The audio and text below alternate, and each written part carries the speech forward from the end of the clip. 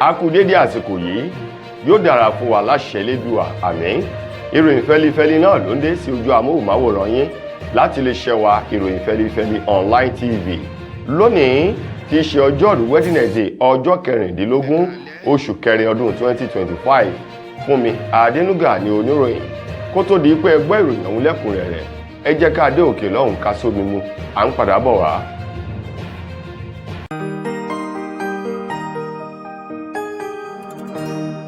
Ìròyìn fẹ́lifẹ́li TV, àjààbálẹ̀ làwọn ìròyìn ti wà, máa wò lóòrèkóòrè.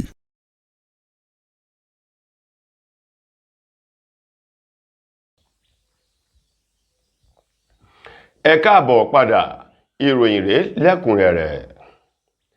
Igbákejì ààrẹ ilé ìgbìmọ̀ aṣòfin àgbà ilẹ̀ wa Nàìjíríà, eyín sẹ́nẹ́tọ̀ Barau Jibril Ohunma ló ti gbé oríyìn tó tóbi ràbàndẹ̀ fún ààrẹ Bọ́lá Tinubu lórí ètò ààbò ilẹ̀ yìí eléyìí tó ti ń fẹsẹ̀ méjì dúró dáadáa o.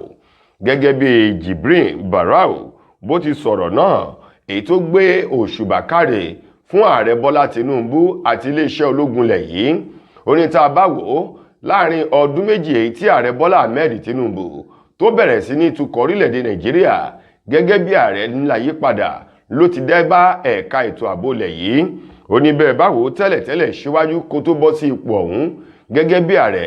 Ó ní ojoojúmọ́ ní ìkọlù àwọn ajínigbé, agbésùmọ̀mí àti ọ̀pọ̀lọpọ̀ àwọn ogun eléyìí tó ń da omi àlàáfíà orílẹ̀-èdè Nàìjíríà láàmú in ló ń ṣẹlẹ̀ lójoojúmọ́ o.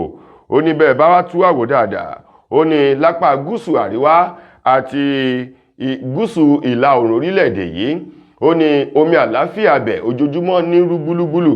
Ṣùgbọ́n láti ìgbà tí ààrẹ Bọ́lá Tinubu ti dé ipò ààrẹ ilẹ̀ yìí, ní gbogbo rẹ̀ ló ti ń tòrò minimini. Ó ní yàtọ̀ sí ìkọlù èyí tó wáyé lẹ́nu ọjọ́ mẹ́ta yìí ní ìpínlẹ̀ Plateau àti ìpínlẹ̀ Borno.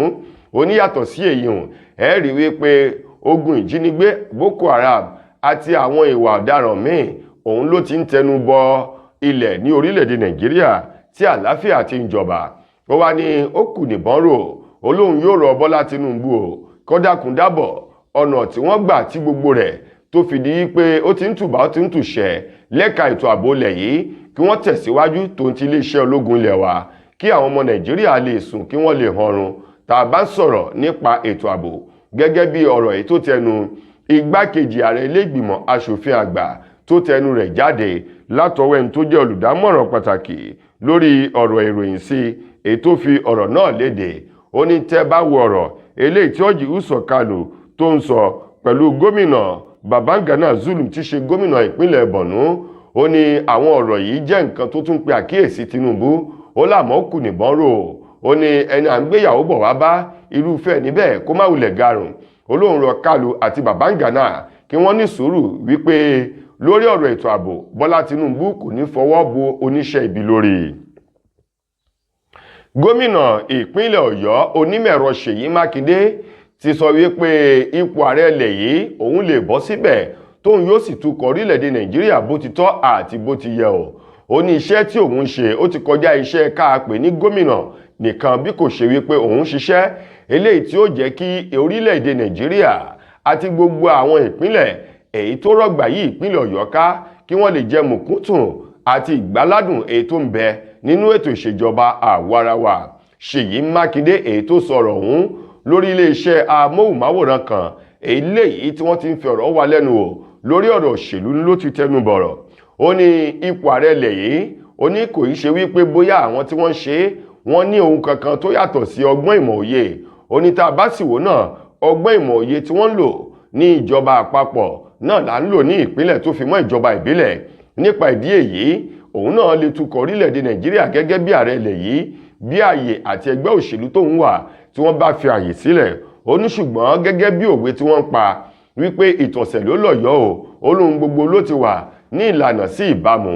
Nípa ìdí èyí òun láti tọ̀ bó ṣe yẹ kí wọ́n tọ̀ kóhun rìn bó ti tọ́ àti bó ti yẹ. Ó ní bóun bá tẹ̀ lọ sí ipò ààrẹ lọ́jọ́ iwájú òun gbọ́dọ̀ gba àṣẹ láti inú ẹgbẹ́ òṣèlú bákan náà kí wọ́n yanjú gbogbo aáwọ̀ ètò ń bẹ nínú ẹgbẹ́ òṣèlú PDP kàlàáfíà jọba. Nípa ìdí èyí ó ní bá àsìkò bá tó fún òun láti jọba ipò ààrẹ, ó ní ẹgbẹ́ òṣèlú PDP àwọn ọmọ orílẹ̀-èdè Nàìjíríà tó fi mọ́ àwọn olùgbé ìpínlẹ̀ Ọ̀yọ́ ni yóò tọ́ka tí wọn yóò sì fawọ́ ọ̀hún sókè. Ó ní nípa ìdí èyí kí àwọn ọmọ Nàìjíríà fọkàn balẹ̀, ṣùgbọ́n o bí àsìkò bá tó fún òun láti di ààrẹ ilẹ̀ yìí, òun ṣetán láti bọ́ sí ipò náà gẹ́gẹ́ bí Ṣèyí Mákindé ti sọ. Ṣé Yorùbá bọ̀ wọ́n ní ọwọ́ tó bá dilẹ̀ ńlẹ̀ṣù ń bẹ̀ lọ́wẹ̀ o. Àwọn ẹgbẹ́ òṣìṣẹ́ ní orílẹ̀-èdè wa Nàìjíríà, Nigerian Labour Congress NLC, àwọn mà ní wọ́n ti tẹnumọ́ wípé ọwọ́ tó dilẹ̀ ní èṣù ń bẹ̀ lọ́wẹ̀ lórílẹ̀-èdè Nàìjíríà. Tá a bá wò dáadáa, pàápàá jù ìjínigbé àti àwọn ìwà ọ̀daràn eléyìí tó gbalẹ̀ tó gba oko kan látọwọ́ àwọn ọ̀dọ́ ní orílẹ̀-èdè Nàìjíríà kò ṣẹ̀yìn àìríṣẹ́ ṣe àwọn ọ̀dọ́ wọ̀nyí, tó sì jẹ́ wípé gbogbo ọ̀nà ni wọ́n wá o láti bá ẹgbẹ́ pé o kí àwọn náà lè jẹ kí wọ́n lè mu, wọ́n sì fẹ́ rìn kí wọ́n dán láàrin àwùjọ. Ó ní nípa ìdí èyí kò sí iṣẹ́ ibi tí wọ́n bá fi lọ rú ọ̀dọ́ bẹ́ẹ̀ ni yóò ṣe o.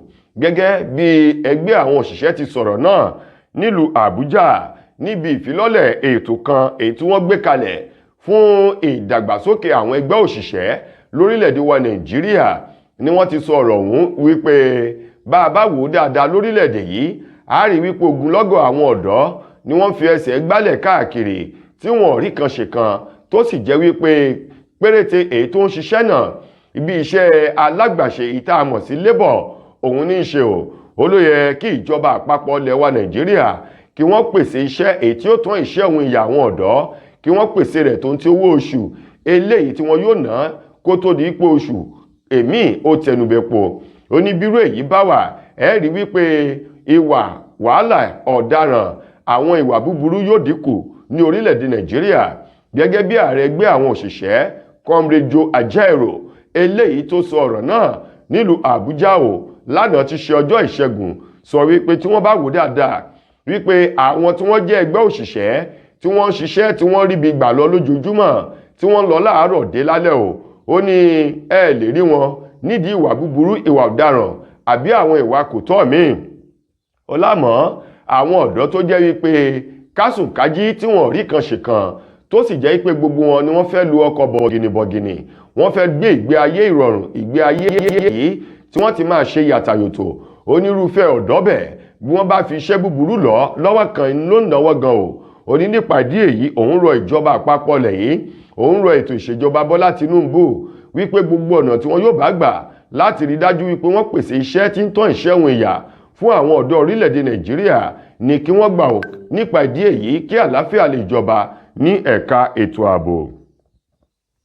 Ilé ẹjọ́ májísírèètì kan tó kalẹ̀ sílùú Adó Èkìtì tí ṣolúlu ìpínlẹ̀ Èkìtì ni wọ́n ti ní kí wọ́n lọ ju arábìnrin kan ẹni 20 ọdún èyí tí orúkọ rẹ̀ ń jẹ́ Joy Ìkọjà yìí kí wọ́n lọ fi sínú ọgbà àhámọ́ o látàrí ìwà búburú èyí tó wù sí ọ̀rẹ́kùnrin rẹ̀ eyín Ibrahim Usman.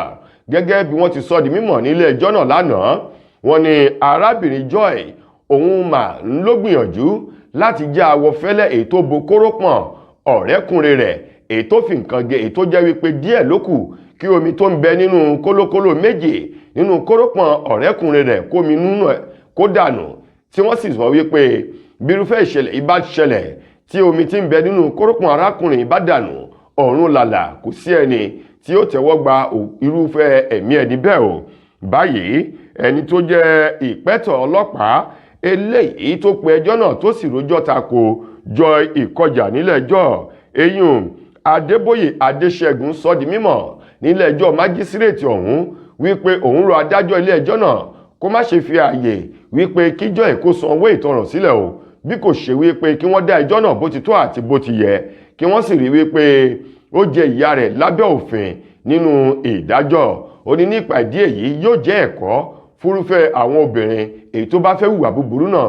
Joy ti ṣe ẹni 20 ọdún, òun ni adájọ́ ilé ẹjọ́ ọ̀hún eyín ọ̀gbẹ́ni Ọlátọ̀míwá Dáramọ́lá o ló pa láṣẹ kí wọ́n lọ fi sínú ọgbà àhámọ́ èyí tó ń bẹ nínú ìlú Adó Èkìtì olúlu ìpínlẹ̀ náà, tí wọ́n sì ti sún ẹjọ́ náà sí ọjọ́ 22 oṣù kẹrin ọdún tí a wà yìí. Gẹ́gẹ́ bí ìròyìn náà ti jáde, wọ́n ní ọjọ́ 12 nínú oṣù kẹrin ọdún yìí ní nǹkan bí aago 8 alẹ́ ní Joy ìlú ìwà búburú náà, ṣùgbọ́n tí Ọlọ́run kò pa ọ̀gbẹ́ni Ibrahim Usman èyí tí wọ́n já awọ fẹ́lẹ́ èyí tó bo kórópọ̀n rẹ̀ o. Mo kí gbogbo ojú tí wò mí ti ń gbọ́ mi jákèjádò orígun mẹ́rẹ̀ẹ̀rin àgbáyé. Orúkọ mi ni Ambassador Àkànfẹ́ Ìwò tí mo jẹ́ agbẹnusọ fún iléeṣẹ́ X2 Ultimate Herbal International Limited.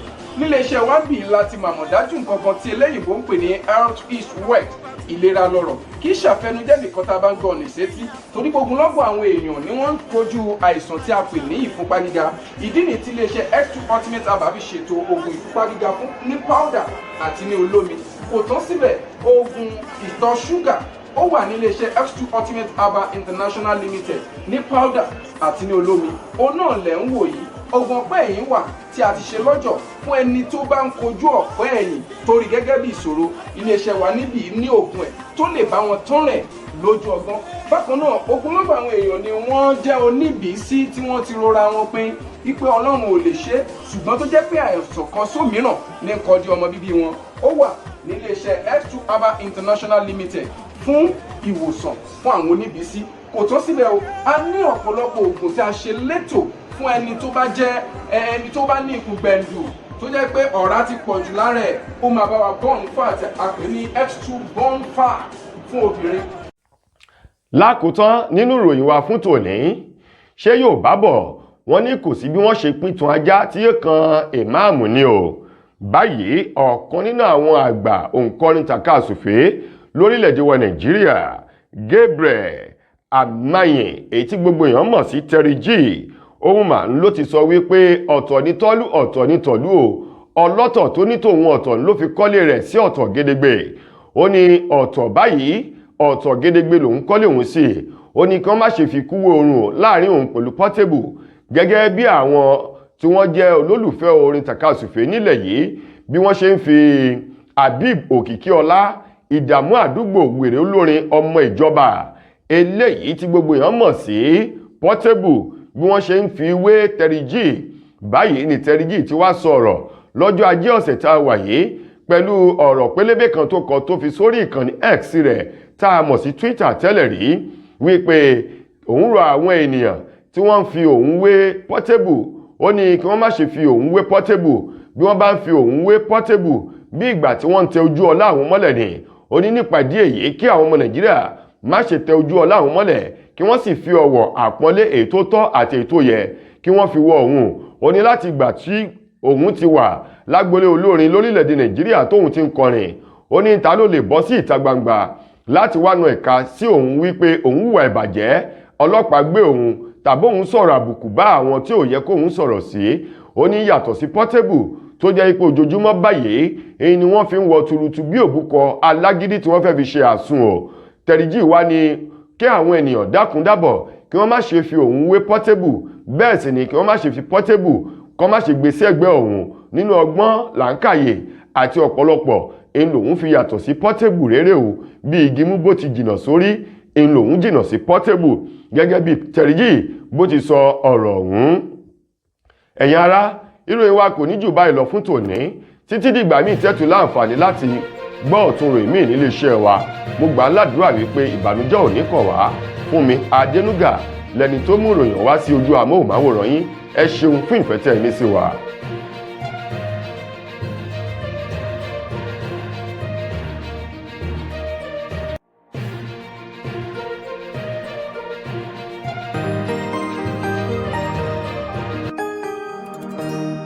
Ìròyìn Fẹ́lifẹ́li TV àjààbálẹ̀ làwọn ìròyìn ti wà. Máa wò lóòrèkóòrè.